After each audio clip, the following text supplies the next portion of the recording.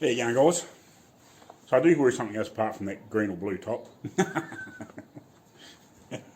Just not normally when I'm out here. Anyway, I just thought I'd do a little, I suppose, not really a how-to tip, a versus tip on buying paint cups and mixing and stuff like that. Mainly just basically about the paint cups. So me and Dad went and got all the paint for the Jag and the tractors and stuff. They gave them these small cups, which I think are, I don't know, what are they, about 600 mils or thereabouts. And they're basically designed to mix up 300 mil lots. Which is okay if you're just doing little bits and pieces for you're going to spray a panel or whatever. But if you're messing around trying to spray a reasonable amount of, like, say, 2-pack primer or whatever, you know, and you want to fill your cup up, that's off my spray gun, which is like 600 mils or 500 mils, whatever it is. These are too small. Obviously, because it's only designed to mix up 300 mils, but like you obviously putting 300 mils in and then adding in your either your hardener or your reducer or whatever.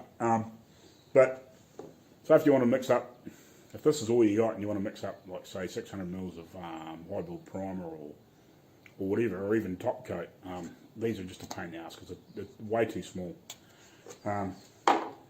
So I suggest if you're going to be doing full cups or thereabouts, go get some of these, because these are like 1 litre ones, or a bit over 1 litre.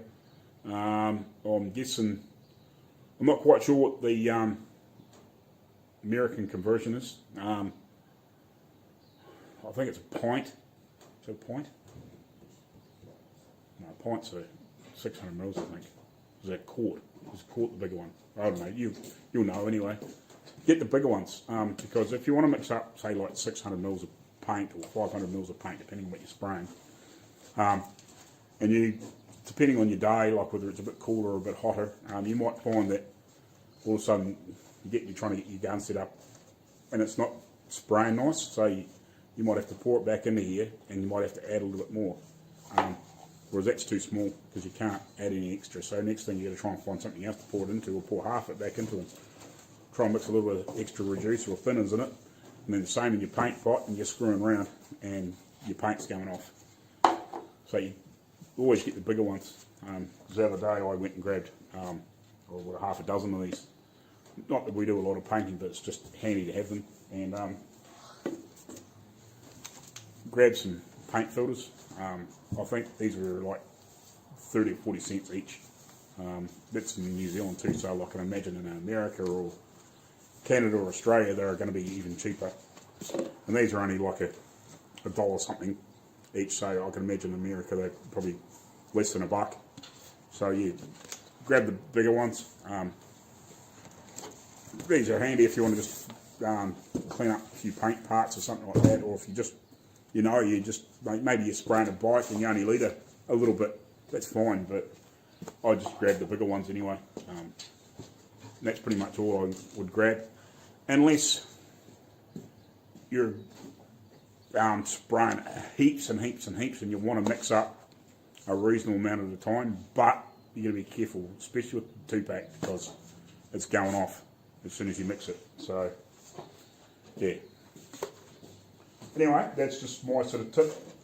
So if you're going to get the smaller ones versus the big ones, get the bigger ones. The ones that are over a litre or whatever it is, the bigger of the, I'm pretty sure a pint's only 600 mils and a quart's, I think it's about 900 and something mils if you're trying to convert. I'd have to look at my phone, I'll put my phone's video in, so.